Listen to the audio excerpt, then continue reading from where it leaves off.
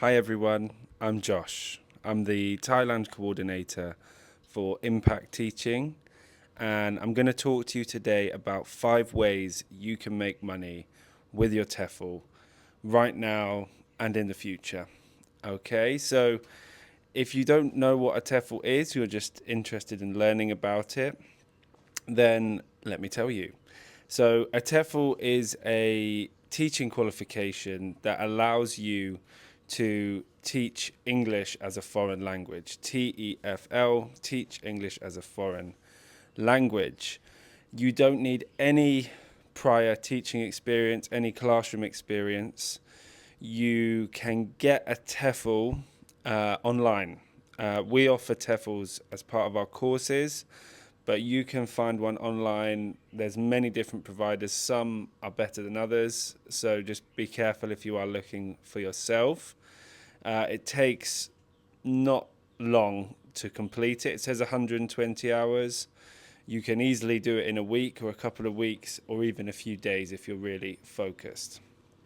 Anyway, for those who do know what a TEFL is and now everyone's enlightened, let's move on to the first way that you can make money with your TEFL. And this is going to be fairly obvious, but the first way and the most common way and the most traditional way is, of course, to teach abroad. Okay, that's what I did.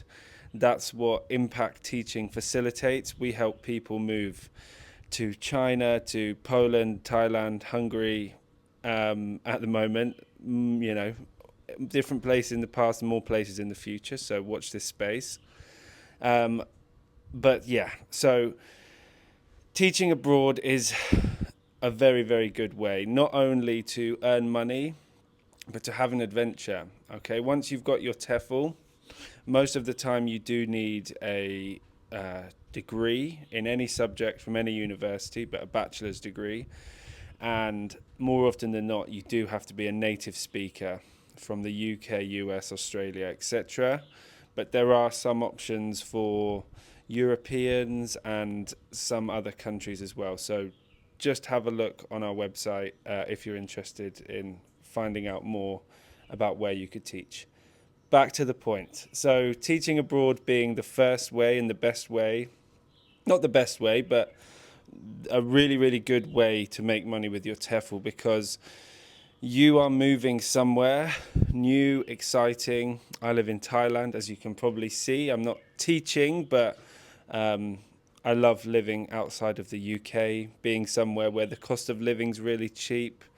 Although things have become somewhat normal, it is an adventure. You know, going on a weekend trip is like going on a massive holiday, because there's so many exciting things to do: food, culture, people, all of that stuff. So if you choose to teach abroad, not only are you making money, but you're also gaining an experience, and it's one of the best ways to live abroad legally, okay, which you can do as your base, and then you can layer on these other things that I'm going to talk about later in the video.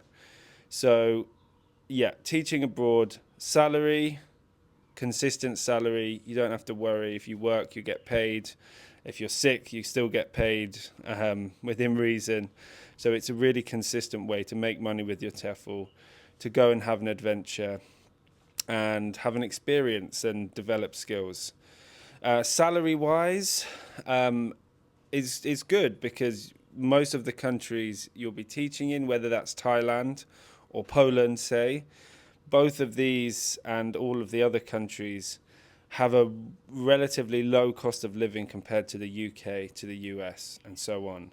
So that means that alongside the salary of a foreign teacher, which is usually a lot higher than the national average and sometimes higher than the teachers within the school, it means you can afford to live comfortably, do nice things. You know, you can afford to go out and eat, go out and have a drink with your friends, go to the cinema. You don't have to worry about spending money so much. So that's great. Saving is possible. you know, China's really good in terms of salary. You probably can save and travel. However, other countries, you've probably got enough to have a good quality of life, travel a bit if you're careful and you're saving, but not do both. And you'll really unlikely, it's really unlikely you'll be able to save for the future, to save big, just on a teacher's salary, which is why I've added these 4 other categories into this video. So number 1, the best ways to make money with your TEFL is to teach abroad in a school or a training center, something like that. You could go with an agency like us, or you could go on your own and try to find some stuff online. Both are valid ways, and it just depends on how confident you are and you know, how willing you are to jump through certain hoops, and if you want some support with that. Anyway, that's number 1. Number 2 is assuming you are already abroad and you are teaching, so yeah, this is specific to that, is you could tutor in person.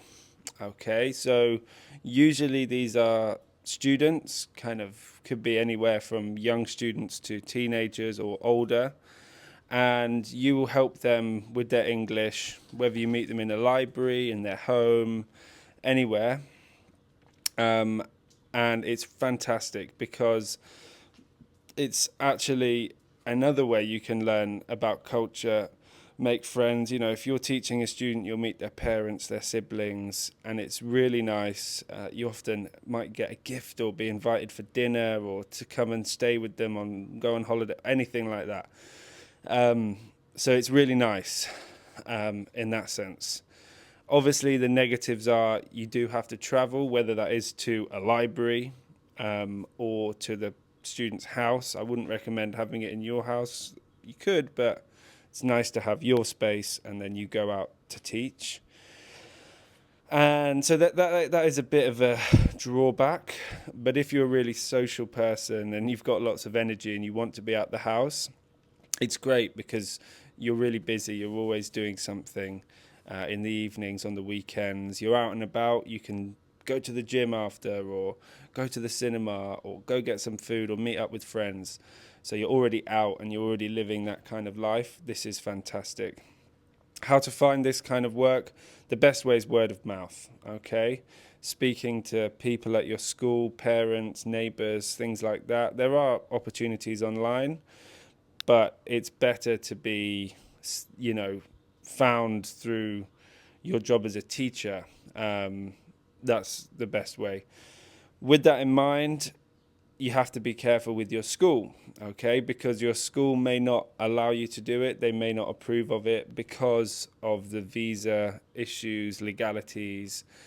They don't want you to get in trouble, and that therefore they would get in trouble. So always check with your school and say, look, I've spoken to this parent and they'd like me to teach Jimmy on Wednesdays at 7 p.m. Would I be able to do that? They might say, no way. They might say, go for it. Or they might say something in the middle. Like, okay, make sure nobody knows, but do it anyway. So use your common sense, and it's a great option. Loads of people do it, so we're not going to say don't do it, but just be careful. Pay-wise, it can vary massively depending on the country, the parents, the school, the area you're in. Generally, I'd say the pay's not fantastic, but if you do it consistently, it adds up. Probably anywhere around £15 an hour maybe would be a good rate. Could be as low as 10 in Thailand, could be as high as 18 if you're in China, for example, and other countries vary, like I said, depending on the parents. And you do have to do planning. Sometimes it's just speaking practice, pronunciation, but a lot of them, especially if you're being paid more, will expect you to plan, prepare lessons, and so on. But it's great. So yeah, be careful with your school. But it can be a really good way to earn a few extra £100 or $100 a month, which on top of your local salary is perfect. Okay, so let's move on to option 3. Option 3 is teaching online. Okay, this has some benefits over teaching in person and some negatives in teaching in person. I'll go with the negatives first, and that is that you do not get much of a cultural experience. Okay, and you know, this video is about making money, so maybe I shouldn't be harking on about cultural experiences too much, but we believe it's important here at Impact Teaching. So when you teach online, you're not with the person, the student, obviously. So you just miss a lot of those interactions, and you don't meet other people, parents, and so on. So it's a bit kind of dry in that sense. It can also be really draining. Like, I've done it in the past, just having to be at the screen, and if a student's, classroom management through a screen, normally they're really well behaved, but sometimes it can be challenging. And then being able to communicate properly can be draining. I mean, I wouldn't say it's difficult, but it can be draining. Okay, so those are the negatives. The positives are you can do it from anywhere. So you don't have to be abroad to do this. You can do it from your home country. For example, if you're teaching Chinese students, when I was back in the UK, I would teach them in the mornings, which would be there after school. Okay, so I would teach them in the mornings, and that was it. I couldn't teach them in their evening. I couldn't teach them in my evenings because they're asleep, because they're 7 or 8 hours ahead. Be harder in the US, but it could be done. You can teach from your home country. You could teach from anywhere in the world. As long as you've got a nice space that's calm, quiet, and you've got good Wi-Fi, you can travel and teach. So that's a really big plus. Another plus is the pay. Often it's pretty good in terms of being slightly better than in person. And this is probably because the market is mainly based in China, and companies should pay kind of £15 an hour. There are companies that pay £10, £12 an hour, but I would stay away from them unless you just really need the work and you're just going to do loads of teaching. £15 an hour I would kind of aim for, and then you can earn up to as much as £25 an hour. But that will be once you're more experienced and have had classroom experience. You can say to the company, I've taught in the classroom for this many years, I've taught online for a year, and then you can earn really good money from it. But it has a lot of benefits, and you can do it from your evenings. So if you did, maybe the quantity of lessons also more, because you can do back-to-back lessons, 2 hours instead of 1 hour in person, which travel and then another hour and then travel home. It's easier to just do back-to-back lessons. So if you did 10 hours a week, you could earn more than £500 a month. Okay, so really good option, teaching online. I would recommend it.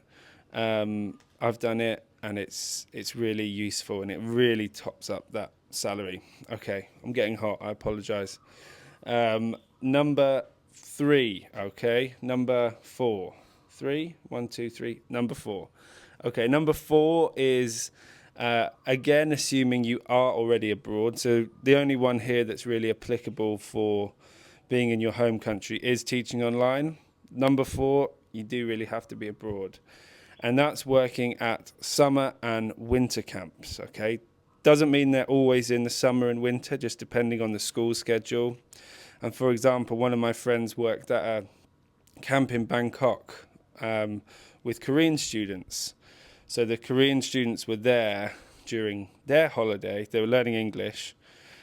They were there during their holiday, but the Thai students were still at school. So it kind of clashed a little bit. But generally, there's summer camps and winter camps in the most, okay? You could be teaching local students or ones from further away, and it's great. There are many, many benefits to it, as long as it doesn't clash with your school, okay? As long as it doesn't interfere with you finishing the end of term or starting a new term, then they're great, okay, because you get to go somewhere and stay with a group of teachers, usually from all across the world. So it's a really fun experience. It's 2 weeks, 3 weeks, a month, and you get to bond with the other teachers. You also get to teach lessons of small class sizes with engaged students, and usually the content's quite fun and engaging. Sorry, I've used that word twice just there. Okay, so yeah, you're building things, you're writing songs. It's not just preparing for a test, which your regular school might be potentially. So it's really fun, is what I'm trying to say. The two things, the one big caveat is the visa side of things. Okay, again, this issue crops up a lot. Some camps are established, they've run for many years. They might not, what they're offering with the visa might not be perfect. But if they're a really established company and you speak to them and you trust them and you're kind of willing to take on some risk, then it's worth a consideration. But you just have to use your common sense, because a lot of them don't offer, a working visa within the country. So you've just got to be careful and make sure it's really legit and you feel safe doing it, because at the end of the day, your visa and your work at the school is the top priority. You don't want to jeopardize that in any way. That was the kind of one main caveat. There isn't a second one. So that was the one main caveat to think about. And just quickly going back to the online teaching, because I've mentioned with the in-person teaching, be careful, ask your school. With the camps, be careful with the visa stuff. With the online teaching, one benefit of that is it is quite safe, because you're doing it from within your own home. Schools don't know if you're doing it. It's not interfering with them in any way. So I would say teaching online is not completely safe, but it is the safest option, okay, of these three I've talked about so far that are not teaching at school. Okay, that is, and summer camps, winter camps, the pay's great, okay? That's important. That's what you come to hear about. So say you worked at a camp for 3 weeks or 4 weeks, you'd probably get more than your monthly school salary, potentially double or 50% more. So if you're getting £1,000 from your school, you might get 1,500 for working at a camp, because they've got high paying students who are there for a short time, and a lot of them, it can be really beneficial. So if you could do one camp in the summer, one camp in the winter during your holidays, and then you also have some time to travel, perfect. And if you've worked at a camp once, they're very likely to have you back again and again and again. So it's something you can kind of plan each year. Okay, in July I'm doing this. Oh, in November I'm doing this. So it's great. Summer camps are great. Winter camps are great. Now, the final one, number 5, okay?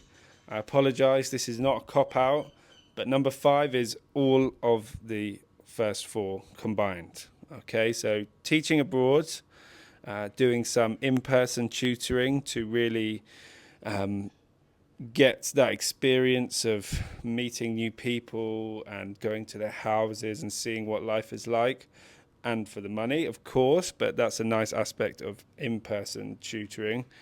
Teaching online, say for example, Sunday, you just had 3 classes in the morning, have a break for lunch, 3 classes in the afternoon, you smash it out on Sunday, and then you go for a nice meal after. You do your online classes, spread them out through the week as well. That's great, just a good money earner if you find a company you can work for. And then doing a summer or winter camp, you probably wouldn't recommend teaching online. If you've got a summer or winter camp, you need to be focused, so they might be hard to balance. But you could have a break from the online teaching, teach at a winter camp or a summer camp, and then resume it after. So if you combine all those 4, you could turn your £1,000 a month from school into £2,000 a month. Okay, which if you were living in a country like Thailand, I'm sorry for making this Thailand specific. That was not my intention. It's just natural for me. If you're on £2,000 a month in Thailand, you are sorted, okay? You are going to be saving money. You're going to be saving money for holidays as well. You're going to be not having to worry about anything. So, you know, boosting your teaching salary from your school with these other things will make life so much easier. Of course, it's about a balance, though, you know, because you don't want to be all work, all work, all work. But finding that balance, you don't have to aim for 2,000. You can say, okay, I'm just going to try and make £500 extra a month, put that into savings, move on. But teaching abroad as the base is the start of all these opportunities you have. I see many, many people who come to teach abroad. They just teach and they have fun and they party. Nothing wrong with that, you know. Nothing wrong with that. I've done that in the past. But, you know, that's great for the experience. But you're kind of not left feeling like you got much out of it financially. And that's possibly because it's not putting your full effort, focus and energy into, okay, how am I going to make more money? This is such a fantastic opportunity. For this lovely house, I pay £250 a month, around that. 3-bedroom house, nice garden and so on. If I wanted this in my hometown, it would be £3,000 a month or something. So what I'm trying to say is teaching abroad is a fantastic opportunity, not just in Thailand, wherever you are, to really sort out your finances. When you look at that base salary, you might think, oh, that's not going to get me very far. But use these opportunities that I've talked about. If you'd like to hear more about it, then I recommend heading over to our website and checking out the blog I wrote. That's got a few more specific details, and I'll link it down in the description.